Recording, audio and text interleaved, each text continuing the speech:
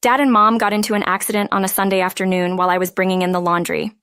Matthew stuck his head out the window in a panic. What?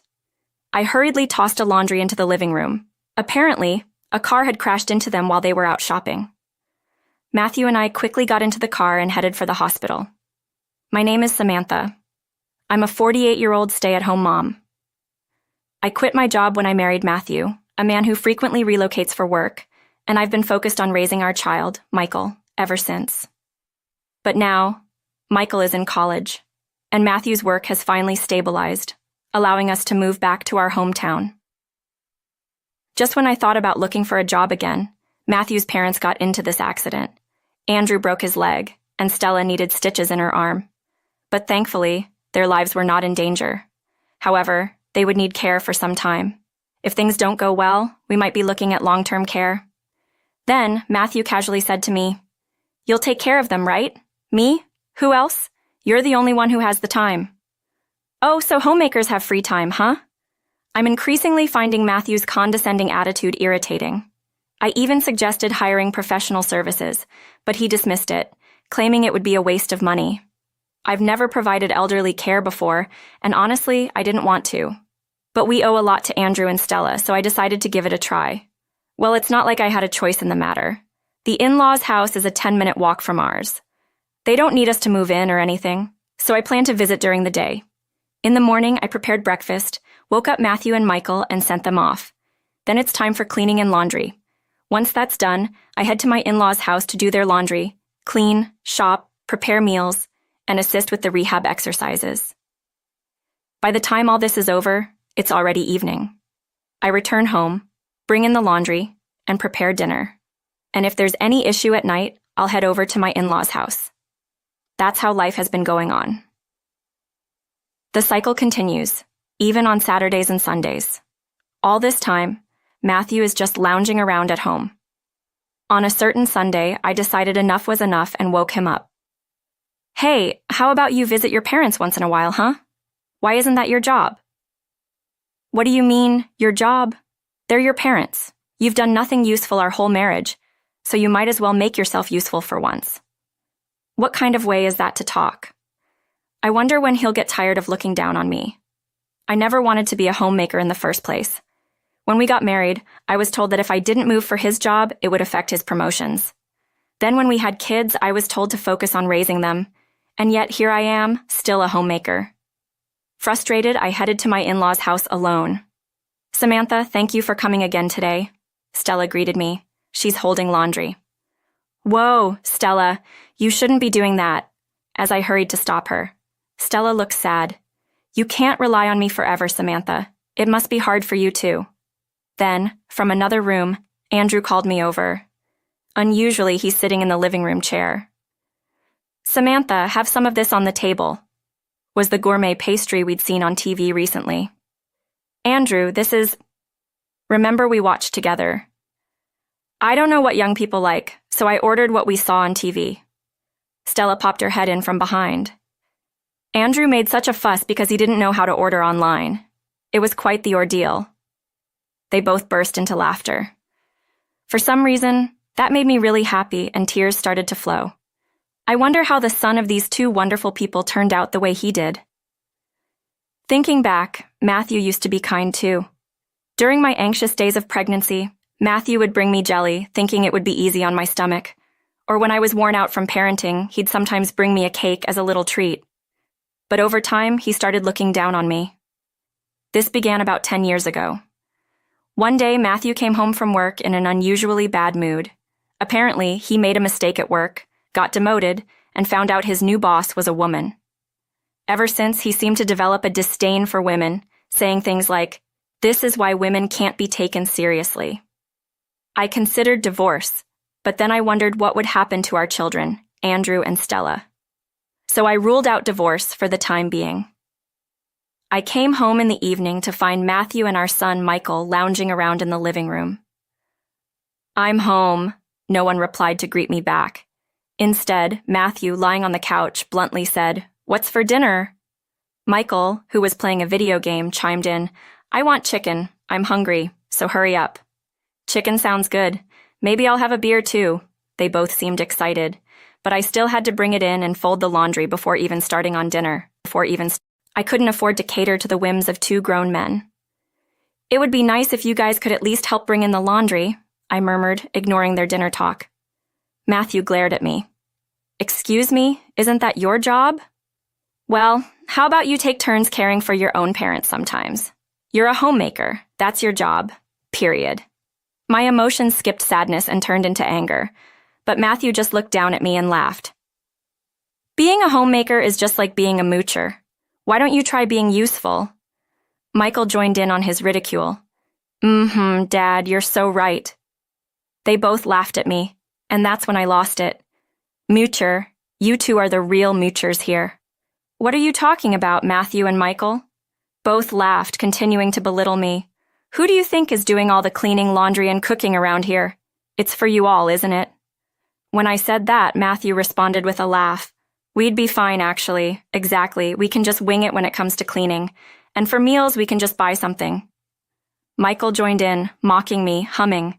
I stormed out of the house. I had nowhere to go. I should have brought some clothes. It's too late for regrets now.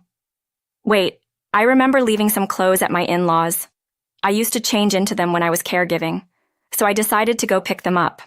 When I arrived, Stella, my mother-in-law, looked surprised. Samantha, what brings you here at this hour? I'm sorry, I forgot some stuff here. She let me in and seemed to understand when she saw me grabbing my clothes. I didn't want to badmouth her son, so I avoided talking about Matthew.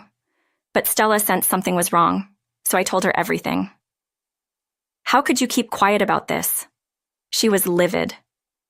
After hearing my side of the story, she said that something could have been done sooner if I had spoken up.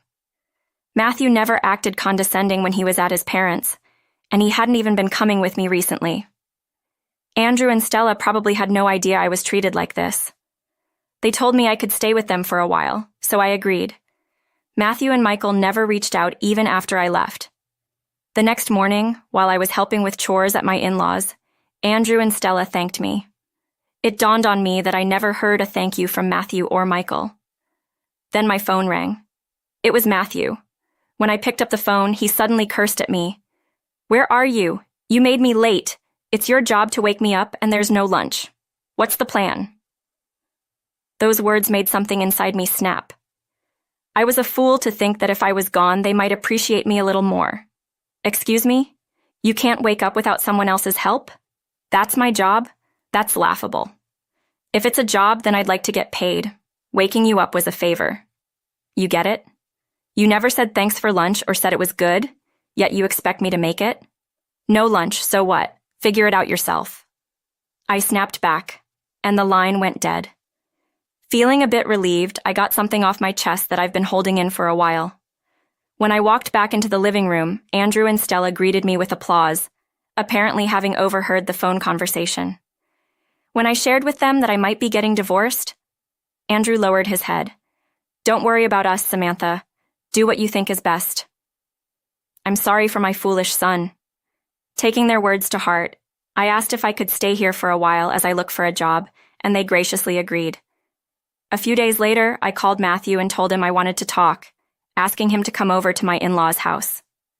He laughed, questioning why I'm there, but at this point I couldn't care less. The weekend comes, and Matthew shows up. His first words are, "What are you doing? Causing trouble for Mom and Dad." Stella looks ready to scold Matthew, but I stop her. I have no intention of going back home. Hearing this, Matthew takes divorce papers out of his bag and lays them on the table. Well, let's get divorced then. I've already filled out my part. Ignoring his smug grin, I pick up the papers. Matthew's section is already filled out. Smiling, I grab a pen and start filling in my part. Suddenly, Matthew's face goes pale, and he starts to panic. Hey, what are you doing? What do you mean we're getting divorced, right? That's what I thought. Wait, hold on. What's going on? We're getting divorced, aren't we? No, this is a joke. He tries to grab the pen out of my hand, but my elbow reflexively jabs into his stomach, and he doubles over in pain. I take the opportunity to complete the divorce papers. I'll submit this tomorrow then. Whoa. Wait a minute, Samantha. Matthew, still wincing from the pain, struggles to speak. That's not what I meant. I never planned on... A collective sigh escapes from the three of us, excluding Matthew. Stella, looking exasperated, finally speaks. Then why did you even bring the divorce papers?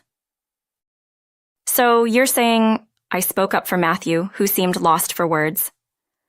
You thought if you hinted at divorce, I'd just fall in line? Like women can't survive on their own, and you're doing me a favor by supporting me? You have no intention of divorcing. You just want me back home doing housework, right? Matthew just stared at me, unable to say a word. Are you influenced by the internet or something? You and your son both seem to have a knack for disrespecting women. What's the point? You only dare say such things online or to me, right? If you really believed it, you'd tell your female boss too. She's more competent than you, and that's why she's your boss. It has nothing to do with gender. It's about your ability. That's why you got demoted. Don't you get it? You're just insecure, and you take it out on women. All he does is complain every single day. He enjoys visiting websites that demean women, but it's all because he lacks confidence and needs someone to look down upon. Don't criticize others when you can't even get up in the morning without someone waking you up. I can survive just fine without you. In fact, I'll have fewer chores and no one to complain or look down on me. I'm filing these divorce papers tomorrow. I put the divorce papers in my bag. A defeated Matthew shouted in frustration, "What are you going to do without a job? Too bad for you. I have plenty of qualifications. I've already secured a job in accounting. I'll be fine." Matthew is surprised and hastily brought up the subject of taking care of his parents. What about Dad and Mom? You're going to abandon them. Andrew scolded him for his attitude, but I stopped him. Don't worry, I'll come help. Stella chimed in with a smile. Thanks to Samantha, we're nearly self-sufficient. And when she does come, we've agreed to pay her an hourly wage. Don't worry about Andrew and Stella. Take good care of them so you don't lose that connection. Andrew gave Stella a knowing look. Samantha, this is for you. Stella handed me a bundle of $100 bills. What is this? Consider it compensation for all you've done for us. Matthew looked surprised, but I took it without hesitation. Then I turned to Matthew and said, If you two want housework done, why don't you hire a housekeeper? Matthew just kneeled there, unable to get up. The next day, I filed the divorce papers. Matthew and Michael are now fighting over housework. I've started a new job, and I'm enjoying my single life. I've finally been able to say everything I've always wanted to say.